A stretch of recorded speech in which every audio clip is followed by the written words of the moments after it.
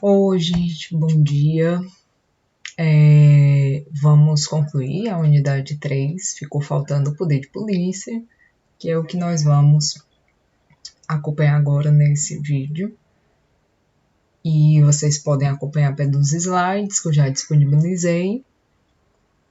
E aqui também eu vou passando, né, para que a gente possa ir discutindo. Queria primeiro que vocês refletissem o que é o poder de polícia. Em várias aulas eu usei esse termo, né, do poder de polícia, e vocês já conseguiram compreender o que é, quando é que a administração pública exerce esse regular poder de polícia, quando é que é cabível, o que é, na verdade, né?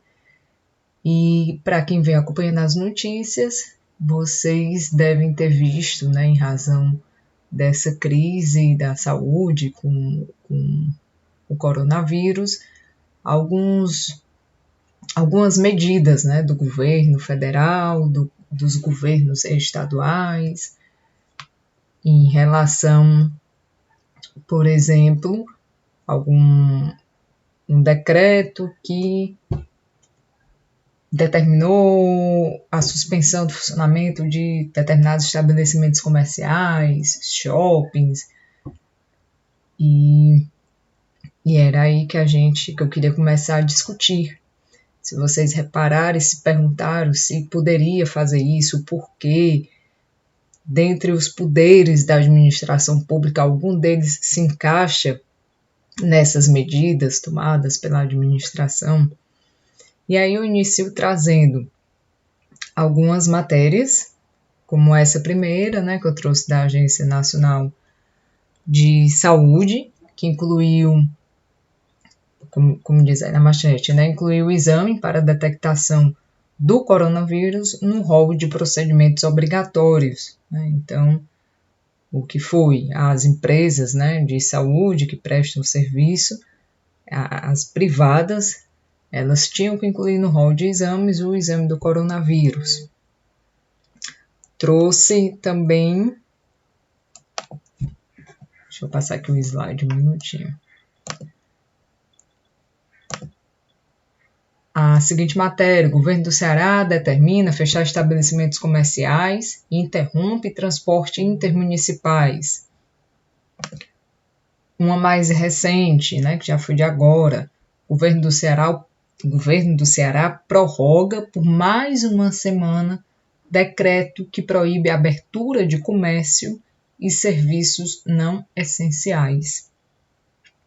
Aí do lado eu coloco um slide, assim, tá bem pequeno, não sei se dá para ver, que vai dizer o que é que está proibido de funcionar, né? Bares, restaurantes, lanchonetes, templos, igrejas, instituições religiosas, museus, academias, né? E por aí vai. O que é que a gente enxerga, né, nisso? Que algumas atividades privadas, elas tiveram as suas atividades suspensas por ato do poder executivo, né? No caso aí o poder executivo, nesse exemplo estadual aqui do Ceará. E aí eu pergunto a vocês, como é que vocês enxergam essa medida? Ele pode baseado em quê? E aí é que vamos entrar no poder de polícia. Sim, então pergunto, o chefe do executivo, o governador, o prefeito, pode determinar a suspensão, por exemplo, de uma obra privada, certo? A pergunta que eu queria fazer a vocês é essa. Então, como é que vocês estão enxergando essas determinações do poder público? E aí o que eu queria mostrar, trabalhar com vocês, em primeiro lugar, é reforçar, relembrar que a administração pública, que o Estado, ele é guiado por qual princípio que traz aí, concede prerrogativas ao Estado, né, que até o torna naquela posição que nós comentamos, a posição vertical em relação aos seus administrados, para se atingir o interesse público, né? Para satisfazer as necessidades coletivas. Qual é?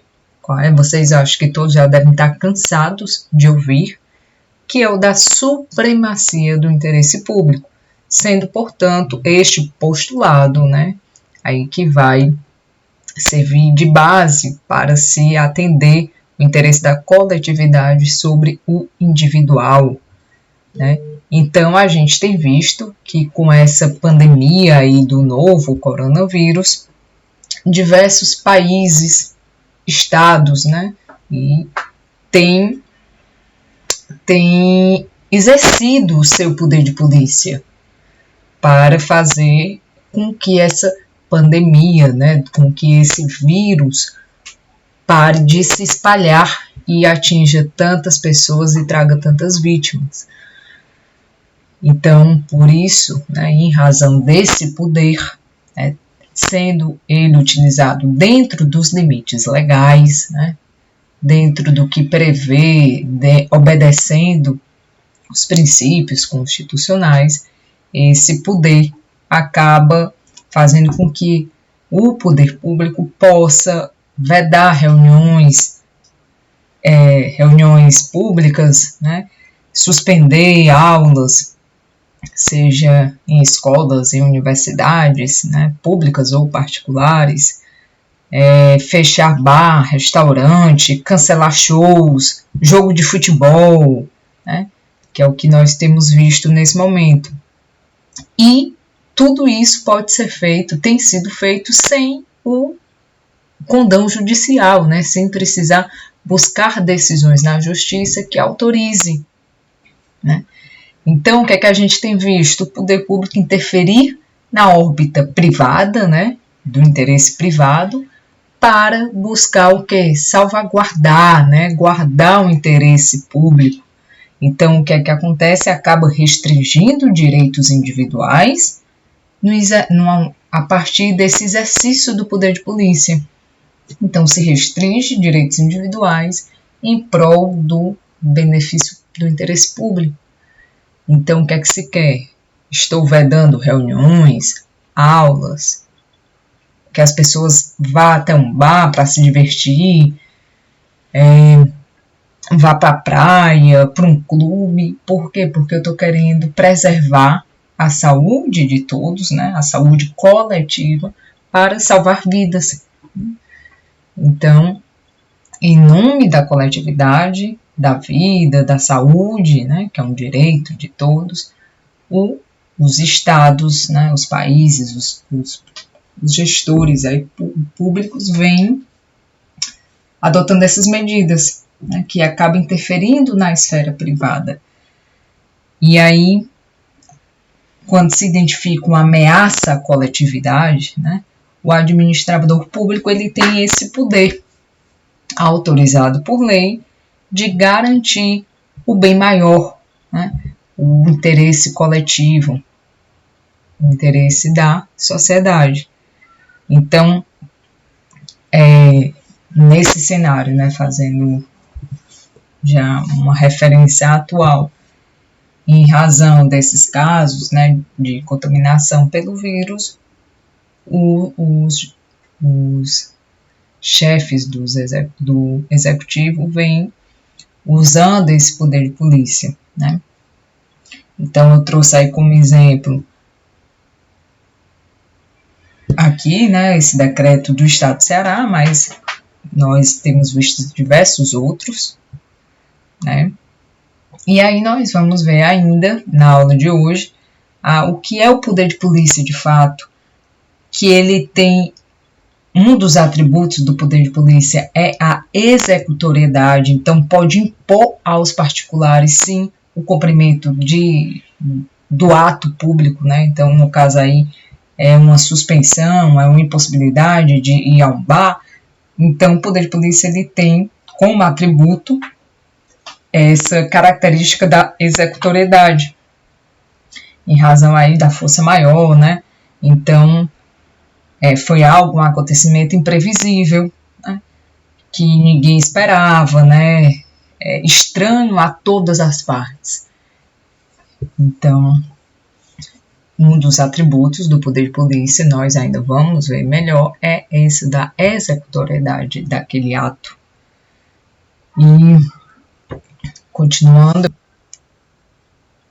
vamos aqui para o próximo slide. E vamos aí ver mais exemplos sobre o poder de polícia, certo? Vou sair um pouquinho agora do coronavírus e trazer aí outros exemplos para que a gente possa continuar compreendendo o poder de polícia, ver outras formas de se exercer, né, essa prerrogativa. E aí eu trouxe um artigo do próprio Código Tributário Nacional, certo? Que vai conceituar o poder de polícia. E aí, se vocês abrirem aí o artigo 78 do CTN, vocês vão encontrar esse conceito, que vai dizer que se considera poder de polícia a atividade da administração que limita ou disciplina direito, interesse, liberdade, que regula a prática de ato ou abstenção em razão de interesse público, né? Seja com foco na segurança, na higiene, seja para poder manter a ordem, os bons costumes e por aí vai, né? Vocês podem continuar lendo o artigo. Então, são essas medidas que o poder público tem para garantir a ordem pública, o interesse público, né, para manter a segurança, a higiene, né, então voltada aí à saúde, à ordem. Então pode acabar restringindo a propriedade privada e direitos individuais em prol da coletividade. E continuando, se vocês forem olhar ainda no CTN, se vocês colocarem no artigo, salvo me engano, 77 do Código Tributário, que vai trazer também o conceito de poder de polícia. Aí vai dizer qual é o fato gerador. E vocês vão... qual é o fato gerador da taxa? Desculpa, se vocês abrirem o artigo 77 do CTN, vocês vão ver qual é o fato gerador da taxa, certo? Que quando vocês forem para a disciplina de direito tributário, vocês vão estudar essa espécie tributária, que é a taxa. Acredito que muitos entendam o que é, porque já foram contribuintes de taxa, né? Então, quem, por exemplo, já emitiu um passaporte, pagou uma taxa, certo? Quem tem algum estabelecimento comercial para funcionar, pagou a taxa de alvará de funcionamento. Então, muitos já devem conhecer, ter familiaridade com essa espécie tributária. E aí, abrindo o artigo 77 do CTN, vocês vão ver que, dentre os fatos geradores da taxa, nós vamos ter o poder de polícia ou a prestação de serviço público específico divisível. Não vou trabalhar isso com vocês, né? Não é aqui que a gente vai estudar isso, mas vamos focar com essa primeira referência que eu fiz ao fato gerador, que é o de poder de polícia. Então, algumas taxas se justificam pelo exercício regular do poder de polícia da administração pública. Aí eu trouxe para vocês uma matéria, né, uma notícia, que vai dizer que taxa de incêndio de 2020 começa a ser enviada no estado do Rio de Janeiro. Professora, taxa de incêndio, e eu sou obrigada a pagar, né? É mesmo a forma, é mesmo uma taxa, é por meio de taxa que o Estado vai tributar? E aí eu pergunto, né? A forma de prevenir incêndios, né? Seria uma atividade do Estado, ele poderia tributar, ele pode cobrar essa taxa, né? Estaria dentro do fato gerador de taxa. E o que nós vamos poder ver é que as taxas de incêndio, elas podem ter como fato gerador o poder de polícia. Quando, por exemplo, se refere à vistoria feita pelo Corpo de Bombeiros como exigência, né, para que possa ser concedido o alvará de funcionamento de um determinado local, né, ou de uma determinada obra pública. Então, a gente vai entender que é uma atividade estatal, né, referente à fiscalização de determinados estabelecimentos, seja para diversão, espaços públicos, por exemplo, uma boate, né, privada, né, um estabelecimento privado, mas que vai receber diversas pessoas. Se eu for para uma boate, se vocês vão para uma boate, vocês esperam que esteja obedecendo todos os requisitos de segurança, né? Então, quem tem filho, que deixa o filho ir, vai esperando que aquele estabelecimento foi fiscalizado, obedeceu às diretrizes, aos requisitos legais para o funcionamento. Então, a gente espera que esteja seguro, né? Então, uma das formas de fiscalizar que o Estado tem é por meio do poder de polícia. Então, ele pode exercer essa atividade de fiscalização por meio desse poder. Então, vai avaliar a questão da segurança, né, da própria coletividade, e por isso o proprietário ele vai ser fiscalizado. E vai ser, no caso aí, vai ser cobrado uma taxa de incêndio que garanta que o estabelecimento está cumprindo com as normas aí de segurança. Então, a atuação fiscalizadora do Estado é para visar o interesse da coletividade, né? E não o interesse do contribuinte específico da taxa, mas sim da coletividade. Então, se eu vou, ou se vocês vão, ou se nossos filhos vão, nós esperamos que aquele estabelecimento esteja seguro, né? Então, se eu sei que houve o pagamento de uma taxa, né, de incêndio, por exemplo, teoricamente eu estaria segura de que o poder público exerceu o seu poder de polícia e, de fato, fiscalizou aquele estabelecimento. E então poderia frequentar mais tranquila, né? Então, vou dar assim, alguns exemplos, né? Para poder liberar o alvará de prevenção contra incêndio, né? E pode cobrar a taxa de incêndio. Quando, por exemplo, quer revalidar a verificação de medidas de segurança contra incêndio. E por aí vai, certo?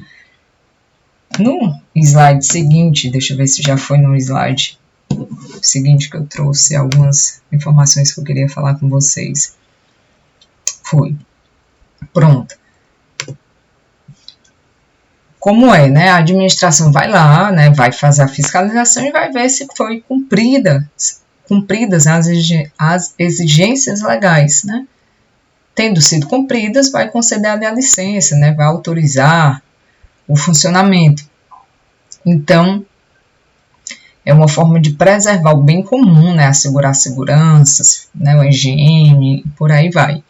Trouxe nesse slide alguns exemplos de taxa, para quem tivesse curiosidade, né? Expedição de passaporte, fiscalização para concessões de alvará sanitário a um restaurante, por exemplo, a taxa de fiscalização de veículos para fins de licenciamento, a taxa de licença alvará de funcionamento, né, de alguns estabelecimentos.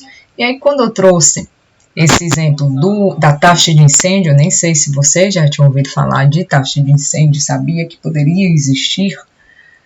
Quando a gente fala na taxa de incêndio em razão do poder de polícia, então o contribuinte ali pagou, né, e eu frequentei um determinado estabelecimento confiante de que teria tido sim a fiscalização. Em alguns momentos nós vamos ver que há falha no exercício do poder de polícia, então a gente tem que ver também um pouquinho de forma crítica, né? Que será que houve de fato o exercício do poder de polícia, de fiscalização, né? De prevenção? E aí eu trouxe nesses exemplos alguns acontecimentos, né? Que mostram uma certa falha nesse exercício, Como, por exemplo, não sei se vocês vão lembrar, né, se alguns acompanharam, se lembram do incêndio na Boate Kiss, em Santa Maria, no ano de 2013, o rompimento de barragens em Mariana, em 2015, né, em Minas Gerais, e o de Brumadinho, né, em Minas. Um mais recente, no ano passado, o incêndio no centro de treinamento do Clube do Flamengo, né, lá no Rio. Então, alguns desses exemplos mostram uma determinada falha no exercício do poder de polícia. Mas eu queria mostrar aqui, eu queria falar para que vocês pudessem compreender o que é, quando cabe, né? Então, cabe muitas vezes como uma forma de fiscalizar estabelecimentos privados, né, ou obras públicas, para que garanta aí a segurança da sociedade, garanta as normas de higiene, né? E, continuando, vamos ver,